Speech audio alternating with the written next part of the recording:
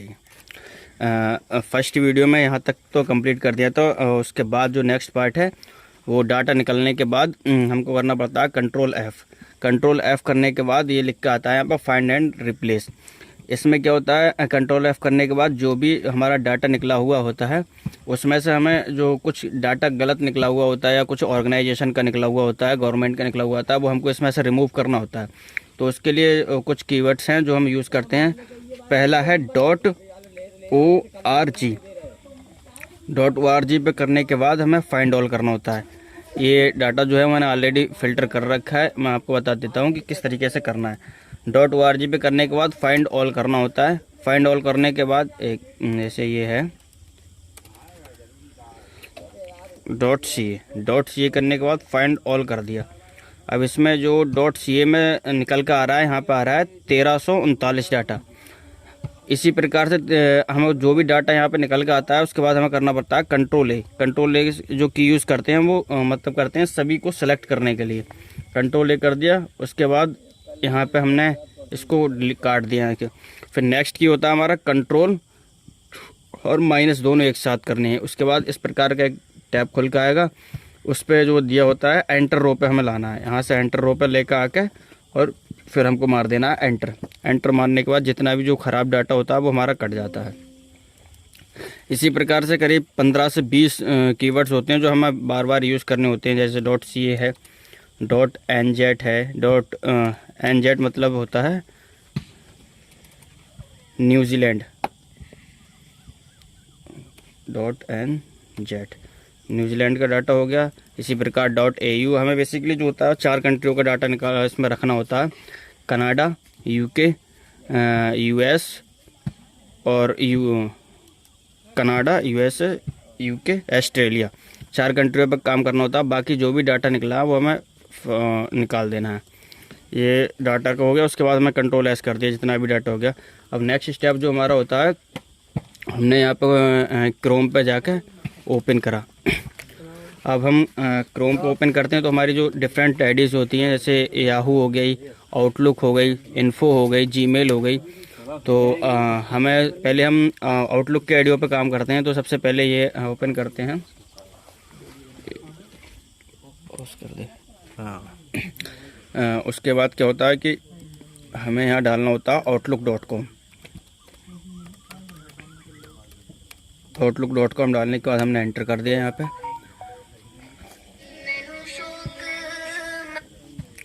outlook.com करने के बाद एक इस प्रकार का टैब खुल के आता है, तो हमें यहाँ पे करना होता है साइन इन। साइन इन कर लिया। फिर जो हमारा एक्सेल बना हुआ होता है इसमें हम अपनी आईडीज़ वगैरह रखते हैं। ये हो गया मेरा एक्सेल है, ये हो गया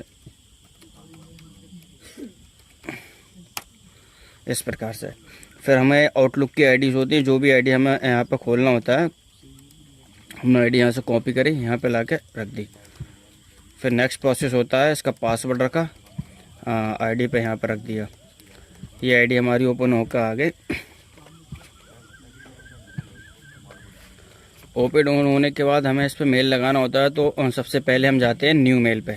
न्यू मेल पे क्लिक करा, उसके बाद 2 में जो आता है वो ऑप्शन, जो आईडी का नाम दिया है हम वो आईडी रख सकते हैं या फिर अदर कोई भी आईडी रख सकते हैं। इससे अगर अपनी आईडी रखना है, हमें ये चेक करना है कि आईडी हमारा स्पैम मेल जो हम लगा रहे हैं वो स्पैम जा रहा है या फिर इनबॉक्स जा रहा है। तो एक अपनी पर्सनल जीमेल आईडी वहाँ पर रख दी। और ऐड अ सब्जेक्ट लाइन में ये फॉर्मेट होता है, हम जो भी मतलब वेबसाइट पर वर्क करते हैं तो उसी का एक फॉर्मेट होता है। ये है फॉर्मेट, ये हमारा फॉर्मेट हो गया। ये फॉर्मेट कॉपी करा हमने, यहाँ पर रख दिया फॉर्मेट। और जो बात हम फॉर्मेट में कहना चाह रहे हैं वही बात हम सब्जेक्ट लाइन में लगा देते हैं। तो यहाँ पे स्क्रीनशॉट ऑफ एरर है, ये उठाया यहाँ से इतना, ये हमने सब्जेक्ट लाइन में रख दिया। ये प्रोसेस हो गया। उसके बाद हमको BCC करना है। जैसे इस 3 तरीके से मेल कर सकते हैं। 2 में जो होता है अपनी पर्सनल आईडी रख दी, फिर CC और BCC होता है। बेसिकली हम इसमें आउटलुक में जो डाटा लगाते हैं वो BCC में लगाते हैं। तो जो भी हमने डाटा निकाला था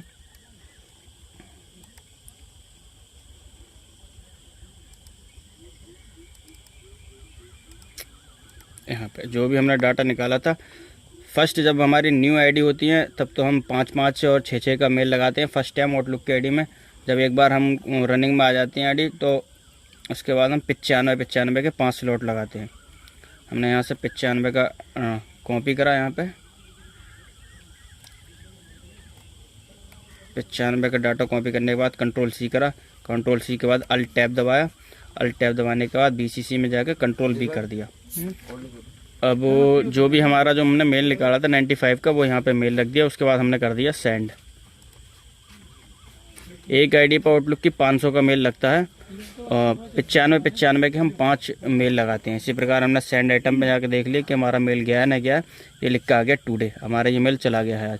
इसी प्रकार से फिर ये इस पर क्लिक करा, जो मेल गया था वो खोल लिया। उसके बाद ऐसे ही करके हमें इसके 5 स्लॉट लगाने होते हैं। एक लग गया था, यहाँ पे क्लिक करा, फॉर्मेट से ऊपर का जो भी होता है वो कंट्रोल शिफ्ट दबा कर और पेंच अप करके ऊपर का सब डिलीट मार दिया। फिर हमने वो नेक्स्ट प्रोसेस अपनाया, यहाँ पे क्लिक करा, फिर BCC पे गए, फिर अल्ट और टैब दबाया, फिर यहाँ पे क्लिक करके 95 का डाटा कॉपी करा, फिर यहाँ से 95 कॉपी करा, फिर कंट्रोल C करा, नेक्स्ट स्टेप BCC में डाटा रखा और फिर सेंड कर दिया। सेम प्रकार से इसी प्रकार से एक आईडी पे हमें 500 का मेल करना होता है। एक आईडी पे मेल लग गया, उसके बाद हमें दूसरी आईडी ओपन करनी होती है।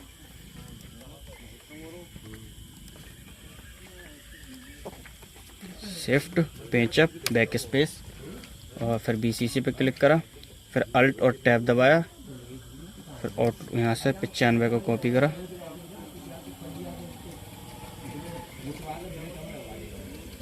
कंट्रोल C करा और कंट्रोल भी करा, बस सेंड आइटम पे। सेम इसी प्रकार से हमें 95 का करना है।